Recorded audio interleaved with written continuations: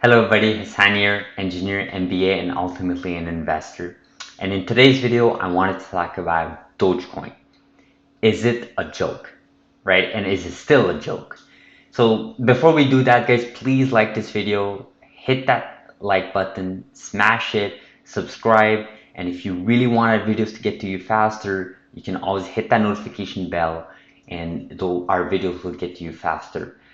In today's video, I'll try my best, guys, to go over this research paper that was published recently by Digital Galaxy Digital. This is a company founded by Michael Novogratz. I think that's his name, Michael Novogratz, and he's a big name in the crypto world. And this company is actually public in the TSX, which means Toronto Stock Exchange. So it's a public company, and they basically released a paper that talks about Dogecoin, right? And I'm gonna try my best to do this. I have a lot of pain in my left arm here, so I'll do my best to use only my right arm and help you guys out to really understand not just this paper, but also this big question, right? Is Dogecoin a joke?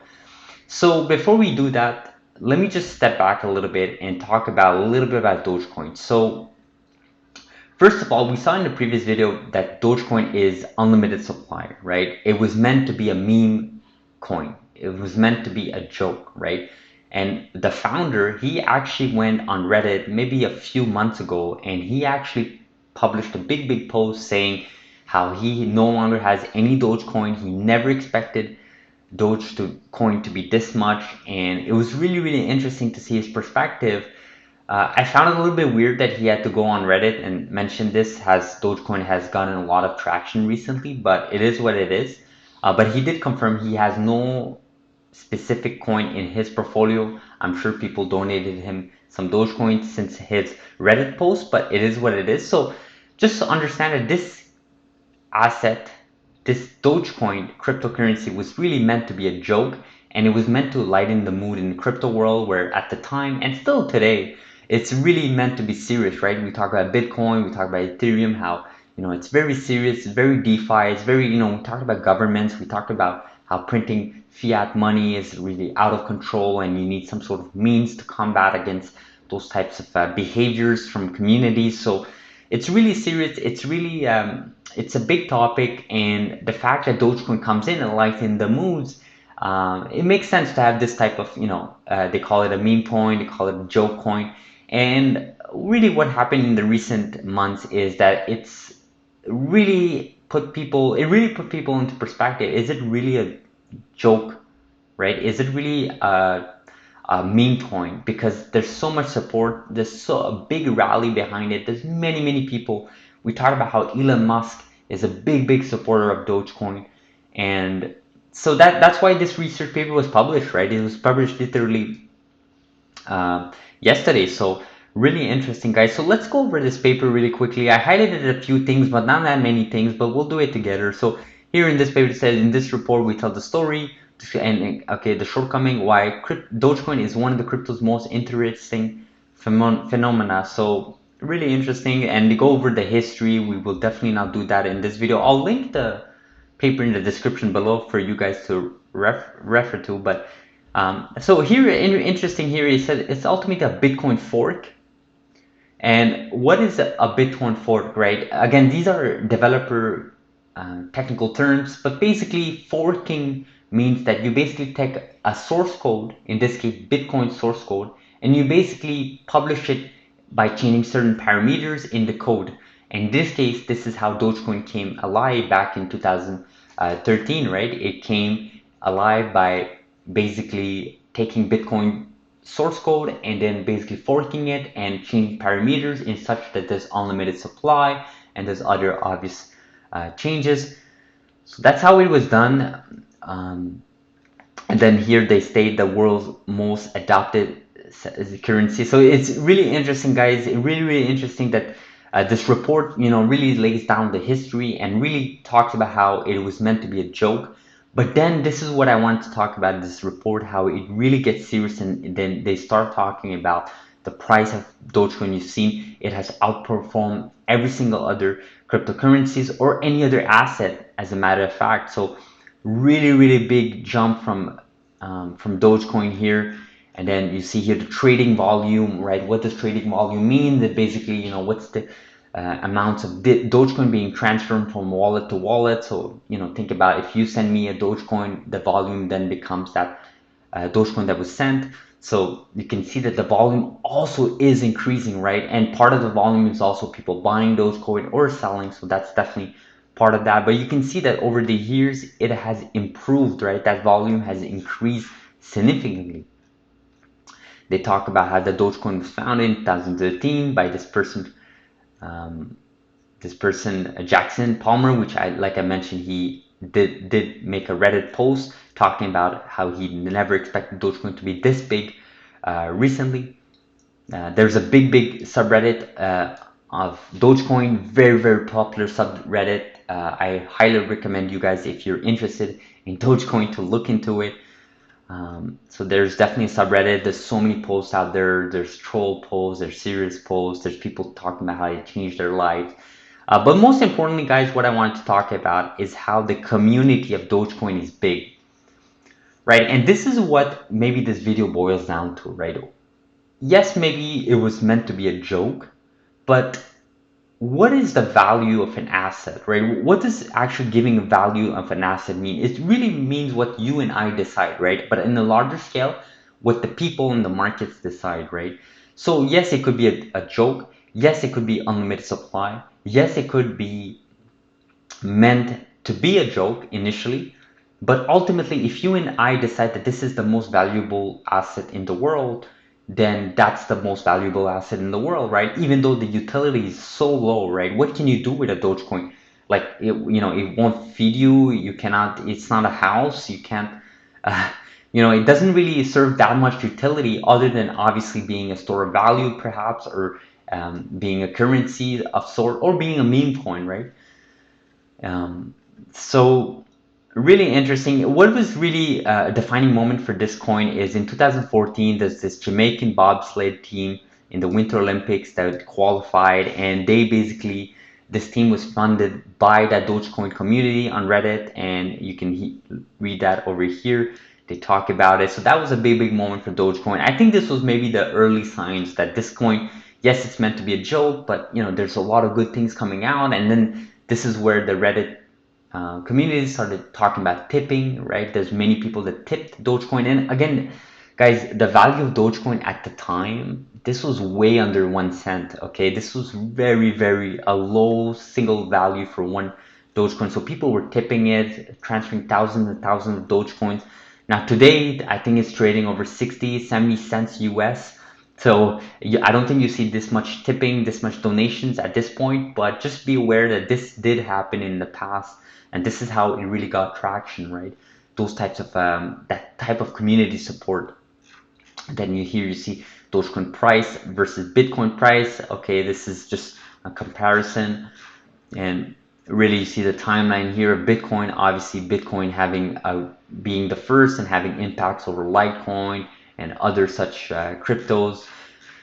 Um, but most importantly here, guys, in this paper, they really talk about also how Elon Musk has really been the big proponent for Dogecoin, how it really started until 2019, April. Elon Musk started talking about Dogecoin, followed, um, he was tweeting many things about Dogecoin. Dogecoin might be my favorite currency. It's pretty cool. Started putting memes and started talking about it. And there was even he's been tweeting a lot about Dogecoin. He's made fun of it. This was even before Tesla announced that they bought Bitcoin in their balance sheet earlier this year. He's been a big proponent of Dogecoin. He's even mentioned publicly that he and his children have adopted like a Dogecoin mining gig, which means that basically it's a machine that can mine Dogecoin. So he's definitely had exposure to this space, not just in crypto, but specifically in Dogecoin.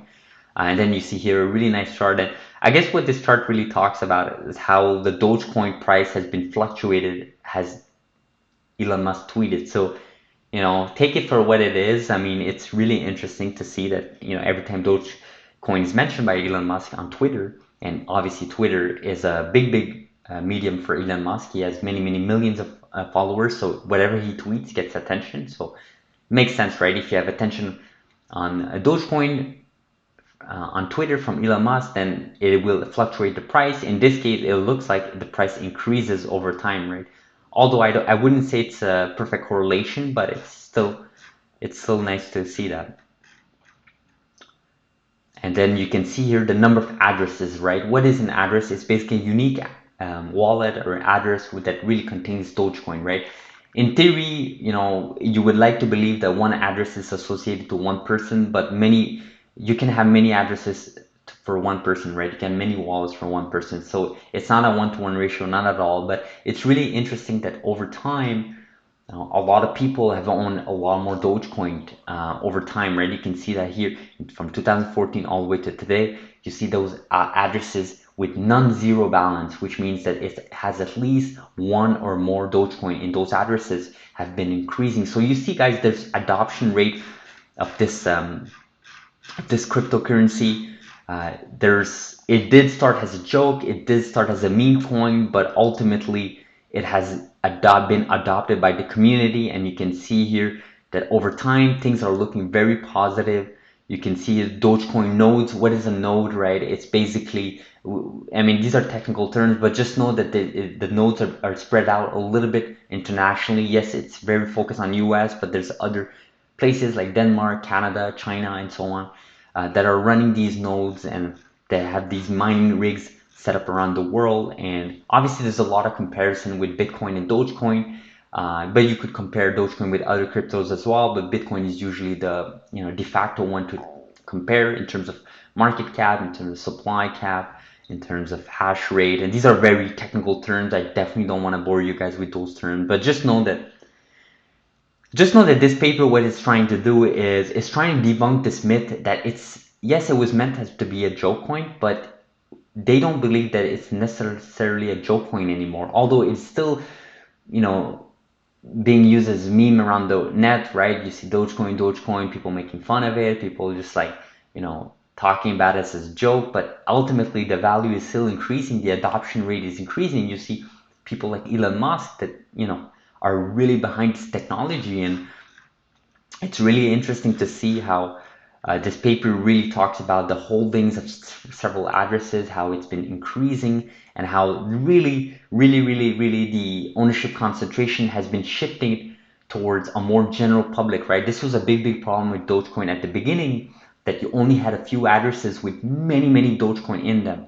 And that is a problem, right? Think about how if you have a kingdom and then you have a whole community, but just the king and the kingdom owns most of the wealth, then that's not good, right? The same concept applies in Dogecoin or any cryptocurrency.